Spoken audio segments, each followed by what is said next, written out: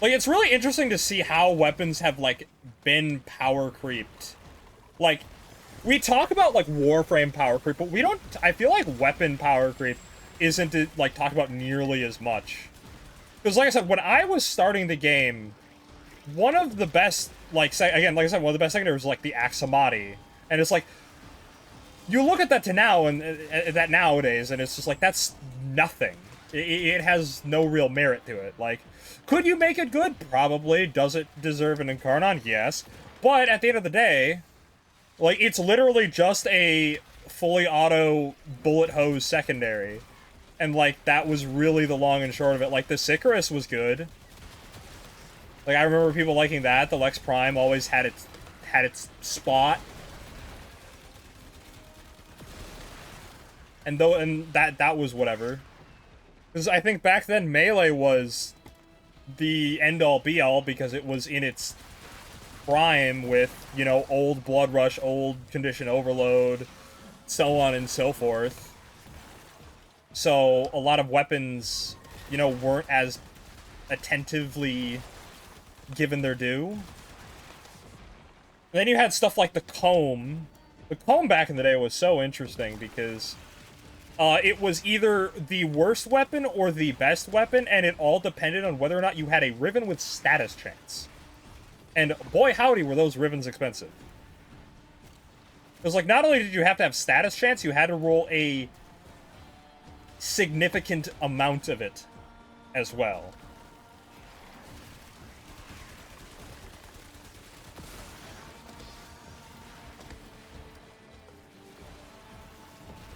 And basically you stack a gazillion corrosive and viral onto enemies. Not corrosive and slash, excuse me. Because slash was the thing back then.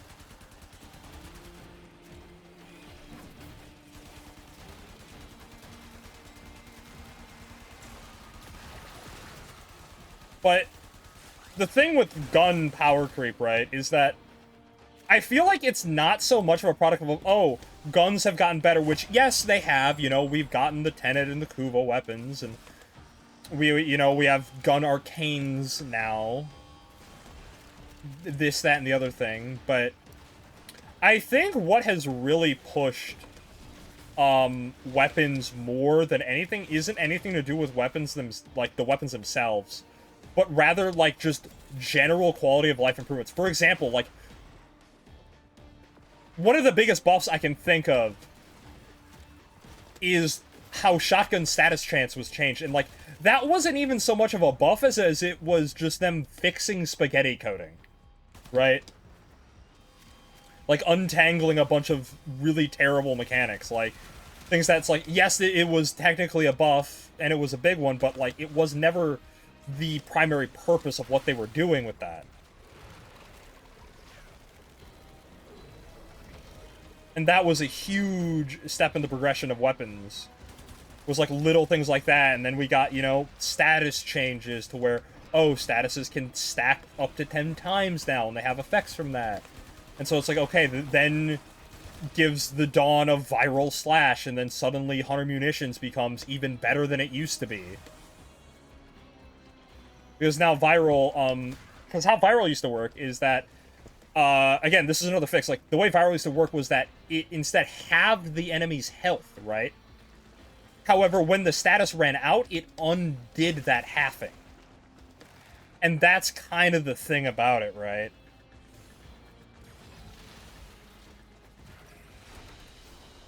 And so, when they went to fix it with statuses, they made it so, oh, instead of having it, it's just, oh, all incoming damage is doubled. So it's effectively the same thing.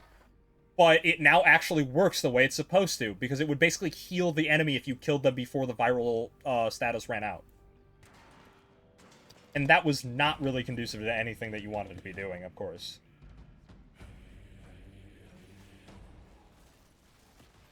Like I said, obviously, you know, we got the galvanized mods, we got the arcanes. Those were, again, obviously direct buffs, because I think even after Melee's nerf, it still was kind of an arms race in Melee's favor in terms of which is better. Because, like, that's the thing about weapon power creep, right? It has always been weapons against themselves guns versus melee, that is what's always pushed power creep. Right? They had like that. They had that balance pass. They rid of like a couple like just broad balance pass where they just like tweak little numbers here and there. But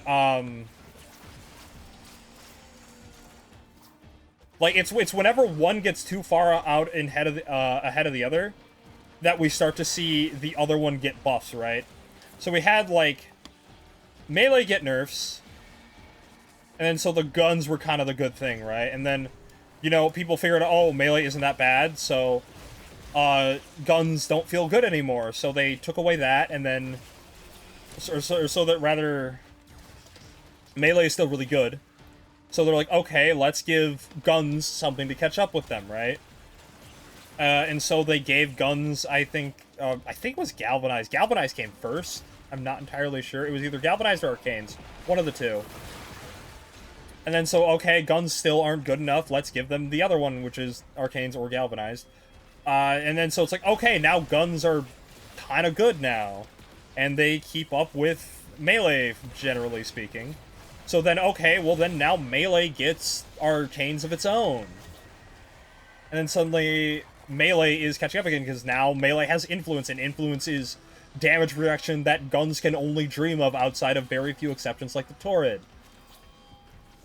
And so now the scale is going to tip back into the favor of melee until guns don't quite feel as good again, and then guns are going to get some new buff. Like, probably guns are going to get another wave of Arcanes, if I had to guess.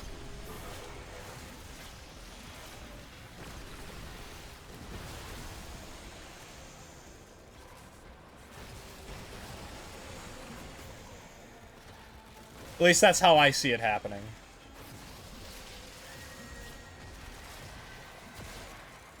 But also, like, the types of weapons that we've been getting, like, beam chaining is now just a normal thing that got introduced. Like, I'm pretty sure a lot of weapons didn't necessarily have that before. I think the Amprex used to be one of, like, the exclusive weapons to have beam chaining, and then they just kind of started introducing little by little more and more weapons that had that effect until it kind of became the standard for beams. And if you didn't have that, you better have something really fucking good to compensate with it.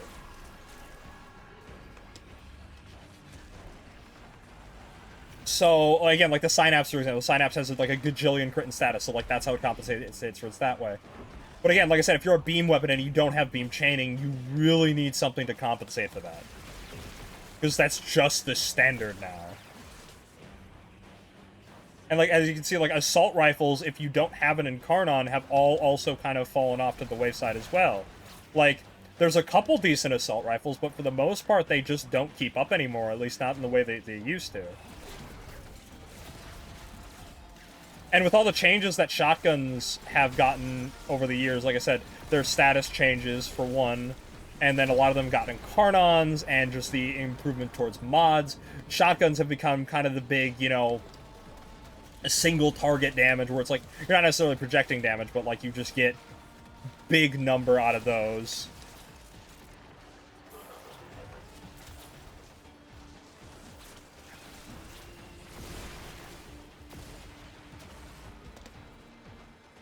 And like I said, if you don't have a gimmick like an Incarnon or something else, then you're kind of not really going anywhere. Again, like I said, anything that's like an automatic weapon usually has to have like either some sort of AoE attached to it, or it has to be have like a good enough gimmick to compensate for that.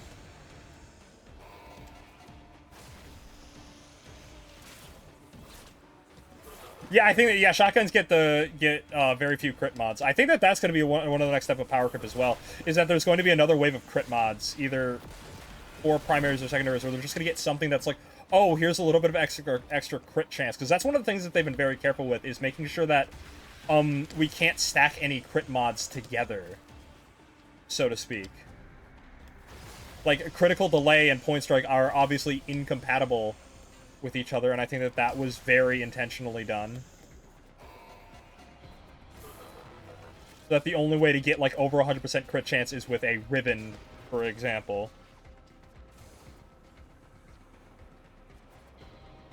Yeah, snipers have also gotten ubiquitously better because of the changes to gas and blast. Again, another one of the status changes is really helping weapons, like not necessarily buffs to the weapons themselves, because oh, now you get like giant AoEs on weapons that otherwise would not or should not have them. Like you see this slow progression of like every weapon gets either some sort of damage projection beyond single target, or they get a gimmick that makes them worth using. Again, the Grimoire, again, like, the Grimoire in and of itself is a fantastic, phenomenal weapon if you actually build it for damage because of the alt fire. The alt fire is great, and I think works really well, but again, the Grimoire is more of a synergistic piece that you use with Warframes that are either primarily casters or, you know, need a supplement of some kind in some way, in some form.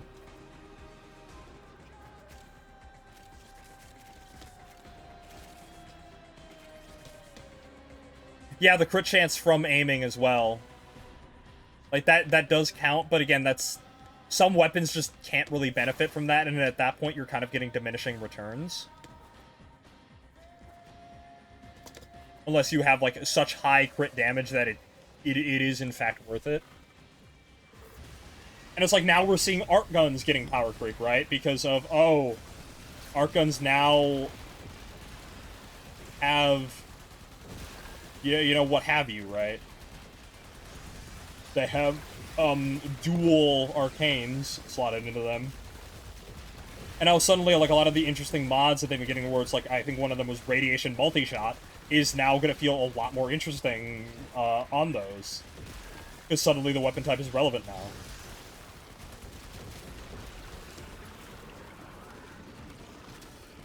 Yeah, that's my thoughts on weapon power creep here. Like,